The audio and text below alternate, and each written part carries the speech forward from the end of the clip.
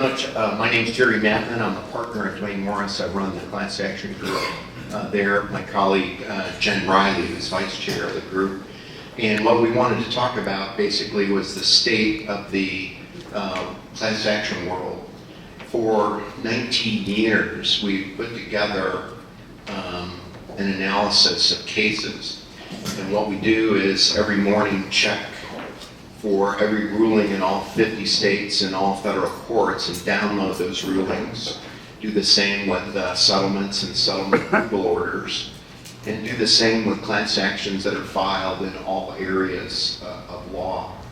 And what we do is we put them into a database and use that to crunch the data and try to come up with trends and analyses as to what is going on in the world. And on the website for this conference, you can download that book. It's an e-book, it's free, it's about 550 pages or so, loaded with charts, graphs, analysis, and descriptions of particular cases. And so this has been cited in Supreme Court briefs. Very proud of that. We run it off a class action website that we have at our firm. So by way of background, Jen comes to this as a thought leader in this particular area. She's handled class actions throughout the United States. She has a focus. It's on employment-related ERISA, wage and hour, civil rights, Americans with Disabilities Act, Title VII, EEOC cases, and has handled a couple of the biggest cases both in California and New York. Our docket is about 50% California, 50% the rest of the world, so to speak. And when we do our daily downloads of cases, a good 50% of them are in California. So one of the things we're going to talk about today are what we term as epicenters, both for filings and for rulings, and what has occurred in those epicenters over the last year and what we would prognosticate occurring in 2023. So what we wanted to talk about today in this particular slides are settlement activity, the holy grail in the class action area, what occurred in 2022 and what we see happening in 2023. And then a very interesting set of analytics on what we call class action certification conversion rates, number of cases that are filed, number of cases that are certified, and then what happens with those certified cases. Talk a little bit about attorney's fees awards, and 2022 was a year unlike any other in that space. And then we'd like to end on kind of what we saw as the key trends in class action litigation in 2022 and what we expect in 2023 in terms of an overview of this particular area. So, without further ado, we wanted to start with the settlements. And there's an entire chapter in our 550-page book on the settlements. And I think that one way to think about the settlements is 2022 was unlike any other year other than maybe 25 years ago when big tobacco cases were settled. When you add up all the monetary values of the settlements in 2022, you're over 65 billion, and there are 14 billion dollar settlements. Here are the top 10 that are listed, and the book that we do has 23 chapters, of course Rule 23, but 23 substantive areas of law that we look at, and these settlements pull from all of those particular areas, but the driving force for settlement money were the opioid settlements in that particular industry that started happening 2 years ago and crescendoed last year, though there have already been a few this year. But estimates are in that particular space over the 5-year, 6-year period of time when there's the workout of all these cases, it's estimated that those settlements will be over $100 billion. So definite redistribution of wealth in terms of what we're talking about in this particular space. Jen, what about substantive law areas? Thanks, Jerry. So as Jerry mentioned, although the opioid settlements fueled that huge number in the products liability and mass tort area, That's really the beginning of the story in terms of the overall settlements for 2022. We saw enormous settlement numbers in other areas, other substantive areas of class action litigation, with the top 10 settlements in 5 of the areas, as reflected on the slide, exceeding the $1 billion mark. Those areas include consumer fraud, antitrust, securities fraud, as well as civil rights cases. The top 10 settlements in privacy and data breach as well climbed toward that $1 billion mark, with numbers in excess of 700 million. Because success tends to lead to copycats, in this area we expect to see more filings and activities in some of these core substantive areas as they remain white-hot areas of focus for 2023. Jen, when you studied these areas, were there any areas that were lower than in years before as opposed to going up that would signal a trend in these particular spaces? Yeah, great question, Perry. So as you can see from the slide, a few of the areas are on the lower side, comparatively speaking, from what we've seen in other years, including EEOC-initiated government enforcement litigation, which tends to be driven somewhat by the administration with a lagging lag behind the change relative to the Republican and Democratic control of the government. So what will 2023 bring? Well, I've already seen it in mediations that I'm involved in as a class action defense lawyer, with plaintiffs' lawyers referring to settlements or the going rate to settle cases in 2022, and referring, as we all know, to kind of social inflation factors that are out there in the economy and in the courthouse in terms of the value of particular cases. I teach at Northwestern University School of Law in the trial practice course, and in picking juries, we've had quite a bit of research, and there's quite the notion now that juries are angry post-pandemic, and juries are rendering these nuclear verdicts in single plaintiff cases. We had one case, at least Jen and I practice in both California, Chicago, and New York, where we had one jury trial class action case in Illinois in November involving the Burlington Northern Railroad, and it was a privacy case in Illinois, the Biometric Information Privacy Act, and a week-long trial, $245 million verdict, full value of whatever the plaintiffs could have secured, no mitigation in terms of the defense arguments, and that by all measures just a massive verdict now up on appeal in the Second Circuit. So I'd expect the plaintiffs' bar to be pushing for higher values in 2023 and pivoting off the results of 2022.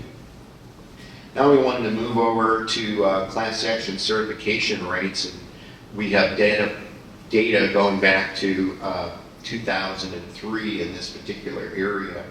And what we've done is we've searched and compiled certification rates by substantive law area, and in the book that's available on the website, you'll see it by circuit, you'll see it by state, and you'll draw the conclusion that class action litigation, at least when it comes to certification, is not unlike buying a house.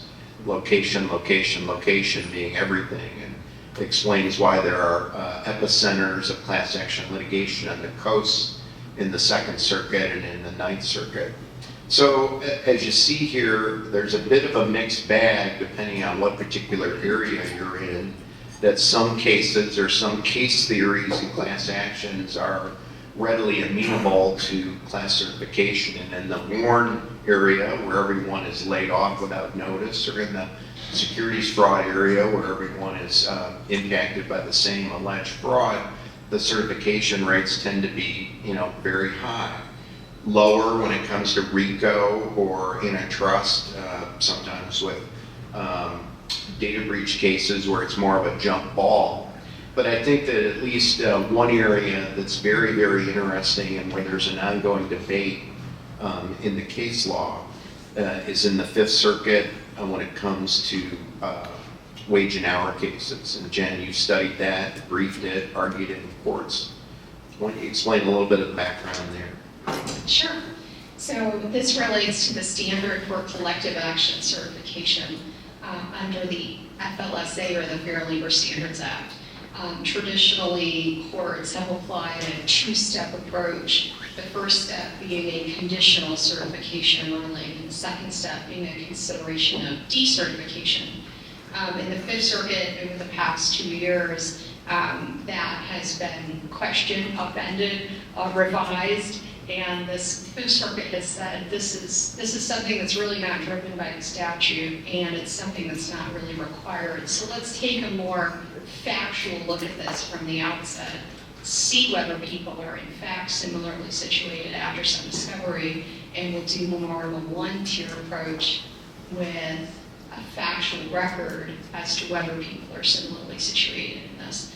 The case should be amenable to a collective action certification. So in the wage and hour area, there is a first stage conditional certification, and then after discovery outside of the Fifth Circuit, a second stage decertification process. And at least over the last 5 years, plaintiffs have won 4/5, 80% of those cases. And so the employment area throws off a good chunk of the total aggregate class action filings that are brought. Wage and hour probably constitutes 90% of those employment-related filings. So at least in that particular space, the plaintiffs bar are doing very, very well, and doing so without having to hire an expert, doing so with simply filing a declaration or two along with their motion for conditional certification, doing it early on in the litigation in the first 30 to 60 days, and in one particular space in the wage and hour area, basically the plaintiff's attorneys have been earning about $500 million every year for the last 10 years in terms of settlements, in terms of the ease of certifying their cases. And so the Fifth Circuit decision is now being reviewed by the Sixth Circuit.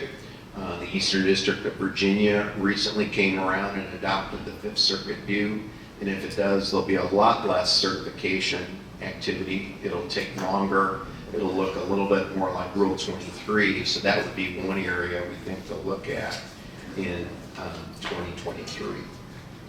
We mentioned attorney's fees before and how 2022 was unlike any other area or any other year in this particular area. And we saw 5 attorney's fees awards in class actions that were over $500 million, 7 over $250 million, 9 over $175 million, and at least the top 10 roughly at $100 million. Again, eye-popping numbers that hadn't seen in decades in terms of all this aggregate. And so I don't think 2023 can replicate this. You'll see some big ones, but in terms of the aggregate amount, I would think that the settlements would be down a bit in terms of attorney's fee awards. The area we wanted to focus on to end our presentation would be the difficult job of how do you pick out the key trends of 2022. And so what we tried to do was pick out what we thought were 10 trends that were noteworthy in 2022, and then our next slide talks about predictions for 2023. So the first one, we talked about the unprecedented redistribution of wealth in terms of settlements and the settlement numbers. Jen, how about number 2 in terms of Supreme Court rulings and how it defined the landscape? Thanks, Jerry. So the U.S. Supreme Court has continued to define and shift the playing field in the class action space over the past several years. This past year was no exception. The Supreme Court issued 3 rulings that have a potentially substantial impact in terms of the class action litigation. All 3 of those over the past year, consistent with recent past, related to the arbitration defense. So the arbitration defense to class action litigation has emerged as probably one of the most effective tools to combat class actions.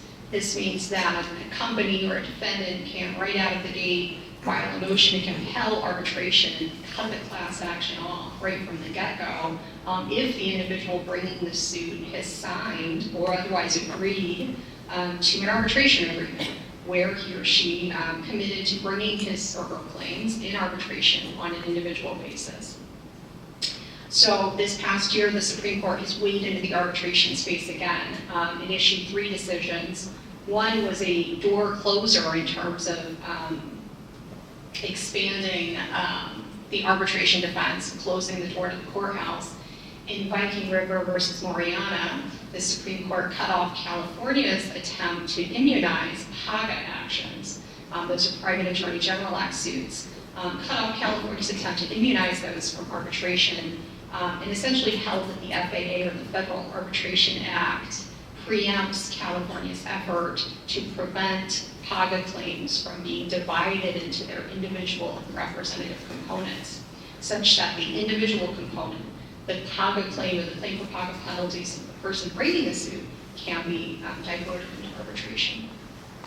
There were also, for the first time we've seen so far, two decisions that really seem to weaken the arbitration defense.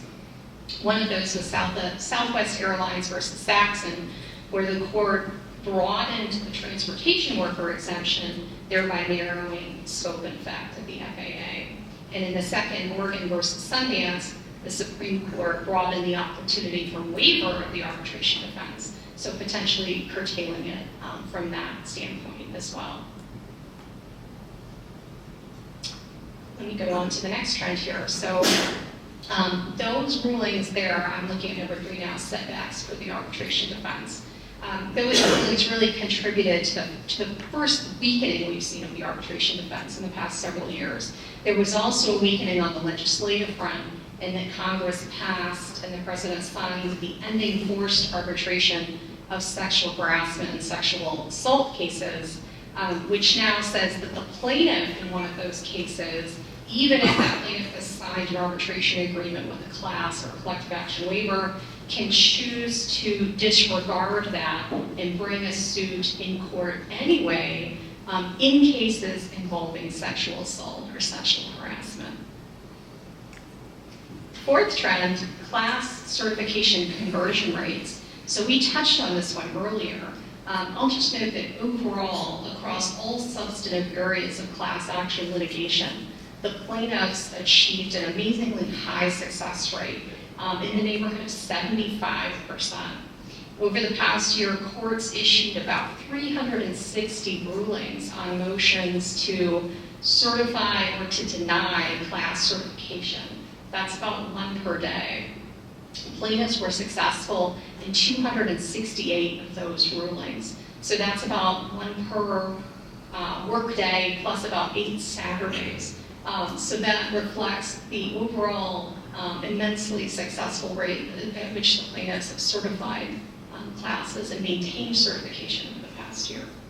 Jared, do you want to talk about government enforcement litigation? Sure. Before I go there, I saw that headline in Class Action Law 360 this morning, and it was on Friday's ruling by the First Circuit applying the Saxon case and denying enforcement of a motion to compel arbitration in a class action involving delivery drivers for a bakery company on the theory that the products were crossing state lines and that those class of workers were carved out of the Federal Arbitration Act, in essence taking Saxon one step farther. So I think that the setbacks to the arbitration defense are continuing in 2023, and so that kind of bulletproof defense starting to show some kinks in the armor.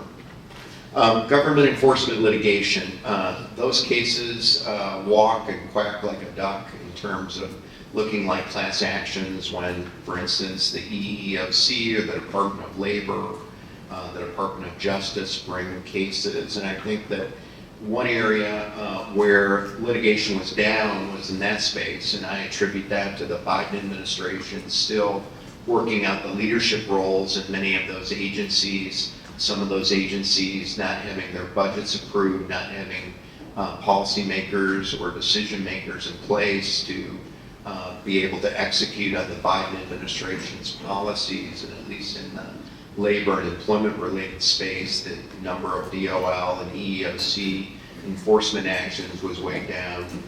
Settlements were a little bit up, but those were with respect to cases that were in the pipeline actually from the Trump administration. And believe it or not, there were more cases brought by those agencies during the Trump administration than there were during the Biden administration, but I would expect in 2023, especially on the labor and employment front, with the Senate approving some of those decision makers and policy makers of those agencies, 2023, there'll in essence be a new sheriff in town, and there'll be more of those cases coming down the pipe. What about privacy? That, from all accounts, Jen, seems to be the hottest of all the areas of class action litigation. Absolutely, Jerry. So privacy litigation, particularly litigation in the class action space, has emerged as one of the hottest areas where we're seeing the largest amount of growth. And let me comment on two areas of privacy litigation in particular. So the Illinois BIPA, or the Biometric Information Privacy Act, has really prompted a swell of lawsuit filings from about 2018 forward. The stiff statutory penalties under that statute, combined with fee shifting, has really fueled litigation.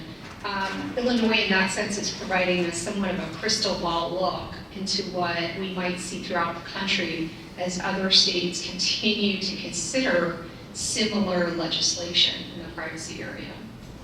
As to the second area, even though these aren't new statutes, plaintiffs have been continually finding creative ways to apply old statutes. So wiretapping, eavesdropping laws have been on the books in many states for decades, and the plaintiffs' class action bar has been invoking these laws that prohibit the interception or the recording or the surveillance of electronic communications to apply them to technologies that track user interaction and activity on web pages.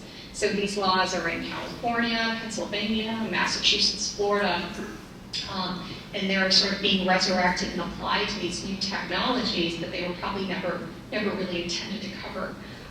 So given that the potential for penalties in this area, with every click, with every collection or scan, you can see the snowball effect, the potential snowball effect of those penalties, making this an area of tremendous growth in terms of its activity in the class action space.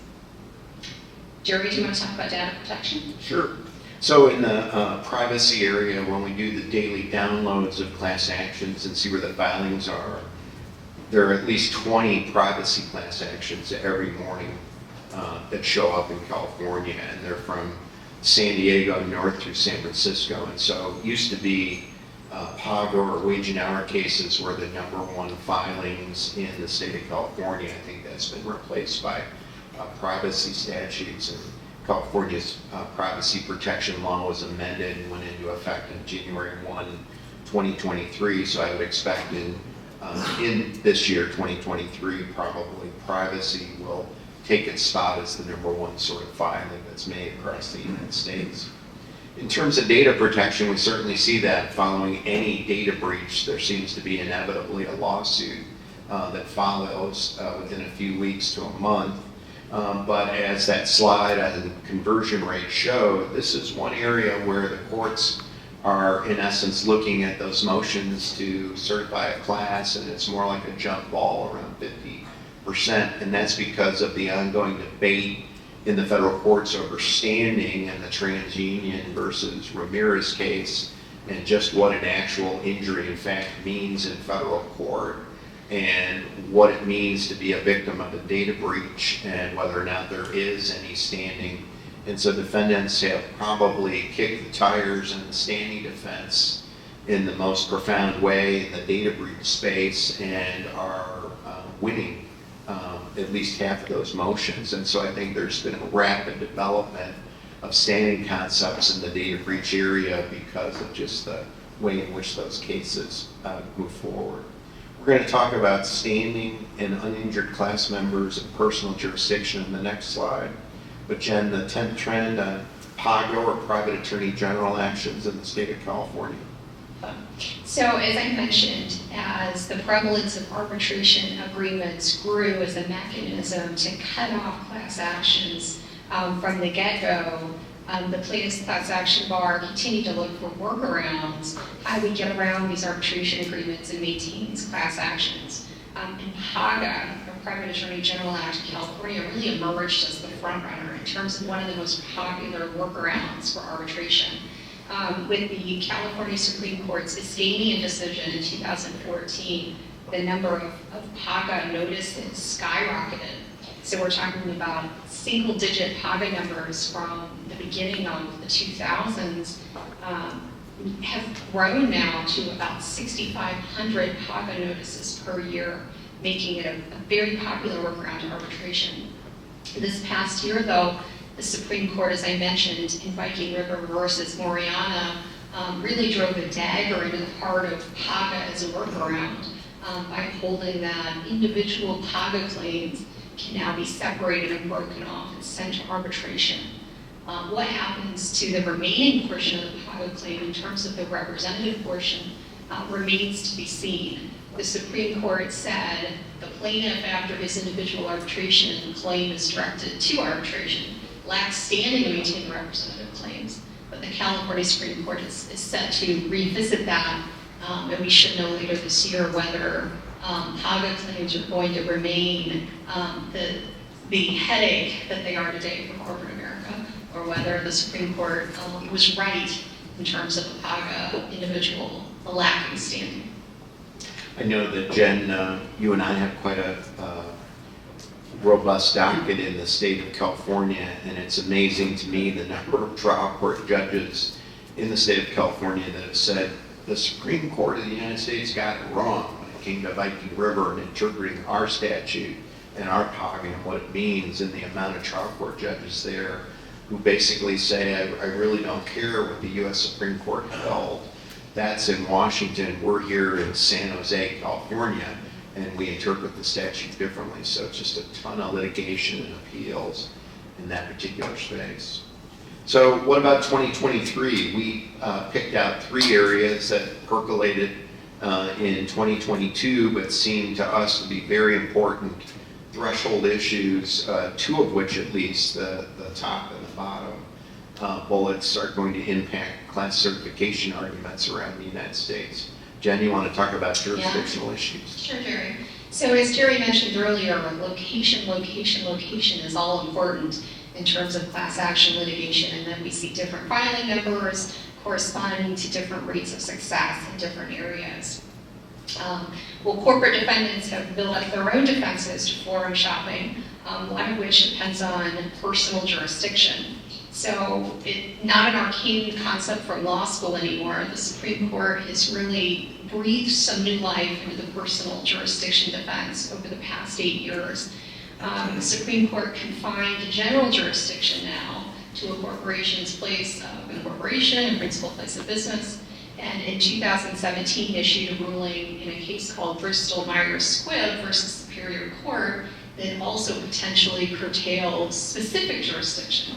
So even though that was a mass action, and the Supreme Court said that the court needs to have a basis to exercise personal jurisdiction over the claim of each plaintiff. So again, that was a mass action. Results in terms of whether that applies and translates over to the class action space have been mixed. Defendants haven't fared very well in terms of applying it to class litigation, but have actually done a great job in terms of applying it to collective actions. And courts have started to say now that each member of a collective action, the court has to have a basis to exercise personal jurisdiction over the claim of each member of a collective action, meaning that those claims are now going to be cut off to the extent that that decision takes hold. Those claims are going to be cut off and made into statewide claims instead of national claims, except where a corporation is headquartered or incorporated. So far, the 6th Circuit, the 8th Circuit, and now this year the 3rd Circuit have agreed with that, with the 1st Circuit taking the opposite approach. So that's another defense where we're likely to see some additional activity in the upcoming year, and then some potential resolution by the Supreme Court. Another area where we're seeing is what are called service awards. Obviously, when you settle a class action, the named plaintiff or plaintiffs can receive a service award for their participation in the case, sitting for a deposition, attending the mediation if they happen to have done that. And those payments are modest, anywhere from $2,500, $7,500, $12,500. But in the 11th Circuit, those are illegal. Based on a decision a few years ago, that case or that issue was appealed to the U.S. Supreme Court and cert was denied. And so the workaround that I've seen or that we've effectuated in the 11th Circuit is to term it or call it something else. But the 11th Circuit decision is very interesting insofar as it gains support for its view that service awards should not be allowed in a class action setting by citing two cases that were decided by the U.S. Supreme Court before 1875. So they're old chestnuts of law. Other courts, other judges in other areas of the country have rejected that. So whether or not it's important enough to get to the Supreme Court remains to be seen, but it also indicates that your settlement approach needs to be flexible and adaptable to the circuit you're in, and obviously to figure out a way to get around that in the 11th Circuit. The last area I think is a very important one, and one that Jen and I received some success in California on earlier this year in preventing the certification of the class because of the appearance of what are called uninjured class members and what that means to the certification process. Right, Jerry. So this is a fascinating issue that I think is going to continue to get a lot of attention. The question is, what happens when you have a class with uninjured members? So everyone agrees that a court doesn't have power or authority to award relief to someone who didn't suffer an injury. But what happens when members of a class seeking monetary damages haven't been injured? Courts have taken different approaches and continue to grapple with this. Is it such that a class can't be certified because the court can't possibly award class-wide relief? Is it that the plaintiff has to demonstrate that every member of a class actually suffered injury? Or does the plaintiff have to demonstrate that those individuals who haven't suffered injury have been excluded? Or is the plaintiff's injury in his or her standing alone sufficient to support class certification?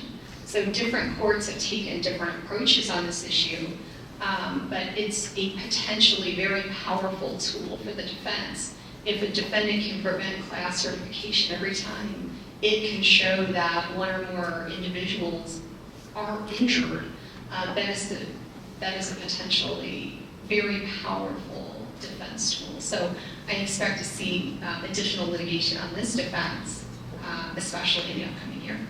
I know the Ninth Circuit's decision in the Bumblebee antitrust case was the main case that received most of the news, went up to the Supreme Court, and many people surprised when certiorari was denied in that particular case. But I think that this case will find its way up to the Supreme Court in the next year or two.